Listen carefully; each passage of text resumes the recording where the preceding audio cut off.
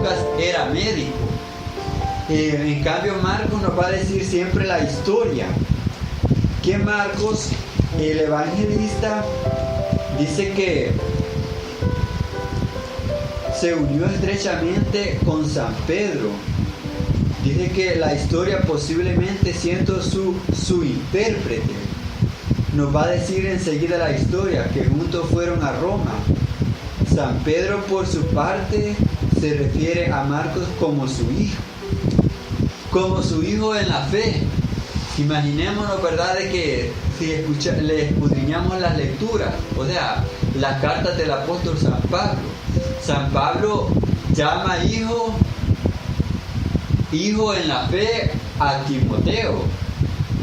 O sea, no es que haya sido hijo, pero hijo en la fe como nosotros, ¿verdad? Le llamamos papa, o sea, le llamamos padre a los sacerdotes, porque ellos son nuestros padres espirituales. De igual manera, ¿verdad?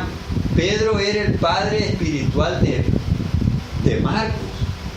Hermanos, cada rito, digamos, cada enseñanza, todo lo que la iglesia, la madre iglesia católica enseña, se encuentra dentro de la Biblia. Lo que es dentro de los documentos de la palabra de Dios, de toda la riqueza que contamos, ¿verdad?, se encuentra. Por algo nos va a decir siempre, ¿verdad?, cómo fueron que pintan al apóstol, el apóstol Marcos. El apóstol lo pintan como un león. ¿Por qué nos va a decir? Porque cuando él inicia lo que es el evangelio, el primer, digamos, capítulo nos va a decir de que nos va a hablar del desierto. El desierto dice que el que gobernaba, el que tenía el mando, era el león. Ya nos va a decir lo que es la historia de San Juan el evangelista, ¿verdad?, de que a él lo pintan como un águila. Así enseguida, ¿verdad?, otros dos de los evangelistas. Pero más sin embargo, queridos hermanos,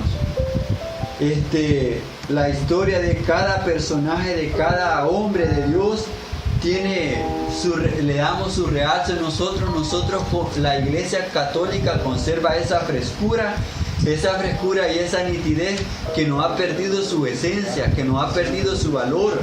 ¿Por qué, queridos hermanos? Porque si nosotros nos damos por indagar, nos damos por escudriñar la historia de cada personaje, digamos, ya escudriñamos lo que fue la vida de aquel gran santo que le dio nombre católica a la iglesia, ya escudriñamos lo que fue la historia de otros personajes, ¿verdad?, que fueron grandes colaboradores, fueron los sucesores de los apóstoles y que nos dejaron un legado impresionante. Nos va a decir, ¿verdad?, siempre parte de la historia de San Marcos. Dice que el Evangelio de San Marcos tiene 105 pasajes y de ellos dice que aparecen 93 en San Mateo y 85 en el Evangelio de San Lucas.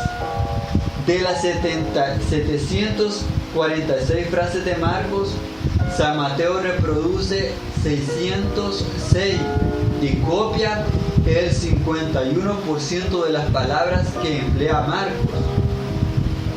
Por eso es que aquellos hombres, ¿verdad?, decían, los que, digamos, se integraban la iglesia, integraban el estudio, pues parece que el Evangelio de San Marcos fue el primer evangelio que se escribió. ¿Por qué, queridos hermanos? Porque ya les leía, ¿verdad?, los pasajes de los cuales aquellos otros evangelios copiaron frases. Vaya, ya decía lo que había copiado San Mateo y así.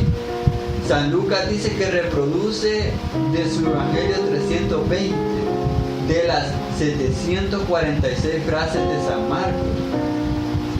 Solamente 24 frases de San Marcos que no se encuentran ni en Mateo ni en Lucas, ni el Evangelio de San Lucas. Por eso es que el Evangelio de San Marcos es un libro verdaderamente importante. importante para la iglesia, ¿verdad? Importante para cada uno de nosotros. Digamos, en este tiempo, hemos iniciado lo que Dios nos ha permitido llegar a septiembre. Septiembre se caracteriza por ser el mes de las Sagradas Escrituras, queridos hermanos. Y estudiemos las Escrituras, estudiemos lo que es la historia de la iglesia, porque así nosotros vamos a irnos llenando de las riquezas y de todo lo que contiene nuestra madre iglesia. Porque, mi querido hermano, cada vez que nosotros, leemos en este caso la revelación de la palabra de Dios, en donde podemos encontrar en las Sagradas Escrituras. El mes de septiembre está dedicado a las Sagradas Escrituras. Septiembre, mes de la Biblia. Queridos hermanos, cada vez que nosotros escudriñamos y leemos al menos un capítulo de la Biblia, nosotros, llega algo nuevo a nuestros corazones. En este caso, ¿verdad? Lo que es la historia del evangelista San Marcos. San Marcos nos va a decir siempre la historia de él, que dice de que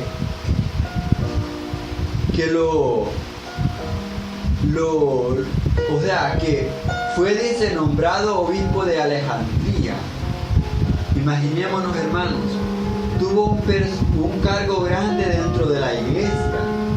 ¿Quién? El evangelista San Marcos.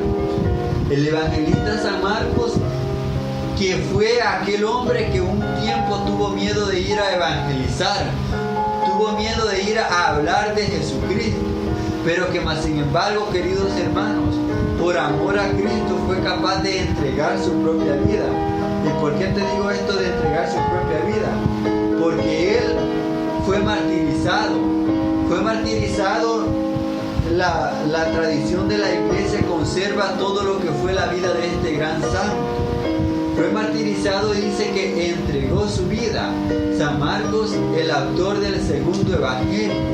Pero que más sin embargo, queridos hermanos, nos da la esperanza, ¿verdad?, de que nosotros, si alguna vez hemos actuado como lo hizo San Marcos, tenemos la posibilidad de volver a evangelizar, la posibilidad de volver a hablar con Dios, de hablar de Dios.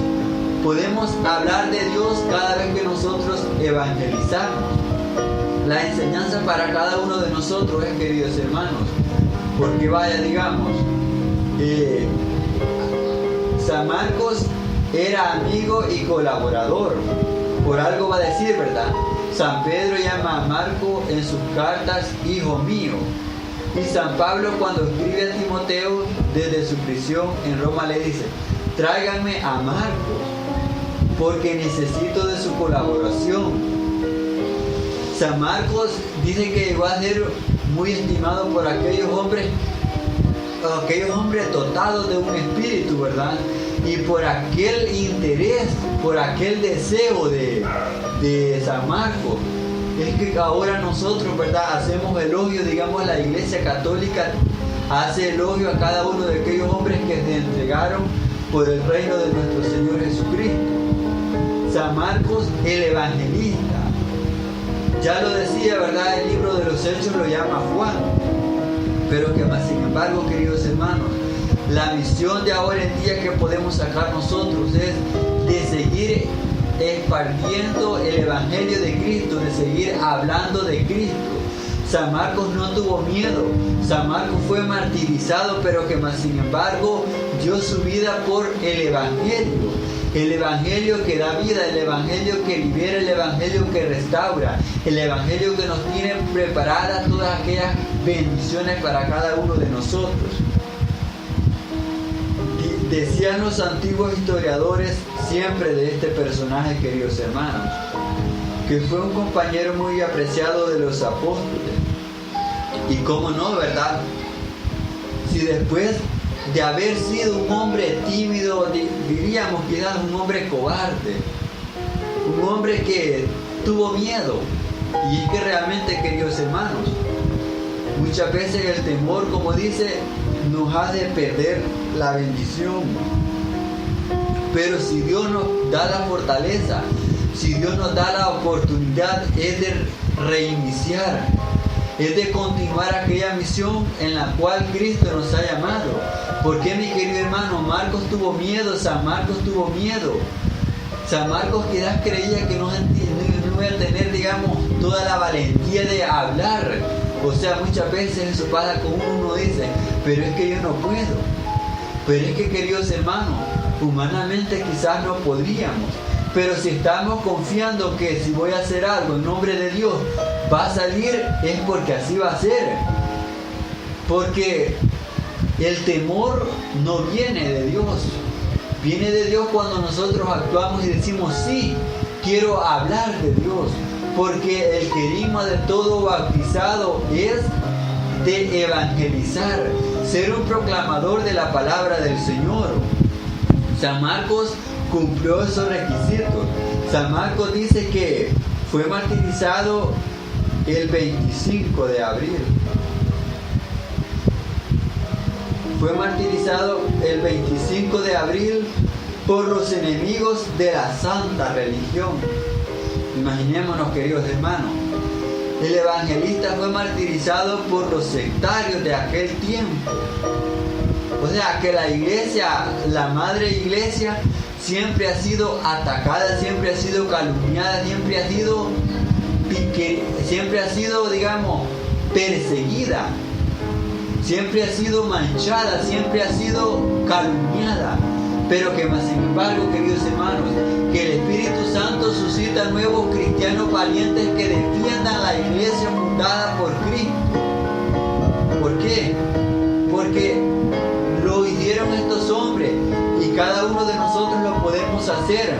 Nos va a decir partes de la historia de este gran personaje, que dice que la ciudad de Venecia, Italia, lo eligió como patrono y le construyó en su honor la bellísima catedral de San Marcos. Imaginémonos qué elogio tan grande, ¿verdad? El que tenía este personaje, este santo. ¿Por qué, mi querido hermano? Porque fue un hombre lleno de Dios, fue un hombre en el cual sus narraciones son agradables aún en día, cuando nosotros leemos el Evangelio, ¿verdad? Por la frescura y la espontaneidad. Parece un reporte gráfico, narrando lo que sus ojos vieron y sus oídos escucharon. Qué bendición tan grande, queridos hermanos, cuando nosotros estudiamos la Biblia. Nos dice siempre, presenta atractivos cuadros, estos miradas, sentimientos de Jesús. Dicen los especialistas que el Evangelio de San Marcos, mientras más se le estudia, más se convence uno de que el que lo escribió era un verdadero artista de la narración y que con este escrito contribuyó a que muchos millones de lectores se entusiasmen por la persona de nuestro amable Salvador. Digamos, la frescura que hay en el Evangelio de San Marcos es agradable. Saben, en lo personal a mí me llama mucho la atención en el caso de la parte central de la liturgia de este día, lo que fue el Evangelio, ¿verdad? Ya siempre en el Evangelio de San Marcos, en el capítulo 7. O sea, toda la frescura que se encuentra ahí viene desde aquel entonces, desde cuántos tiempo, ¿verdad? Pero no ha perdido el valor, queridos hermanos. No ha perdido el valor cuando Jesús dice que envía a los apóstoles a que el que creyere y se bautizara sería salvo. Aquel, ¿verdad?, que venía hablando de un arrepentimiento, que venía buscando la oveja perdida, que venía anunciando. ¿Por qué, queridos hermanos? Porque el Evangelio significa la nueva buena de salvación. Siempre el Evangelio de San Marcos lo va a decir, que la buena nueva de salvación para el hombre de ahora en día, queridos hermanos. La palabra de Dios viene para ahora, para cada uno de nosotros, tal como lo escribía el apóstol, digamos en este caso el evangelista San Marcos. Siempre nos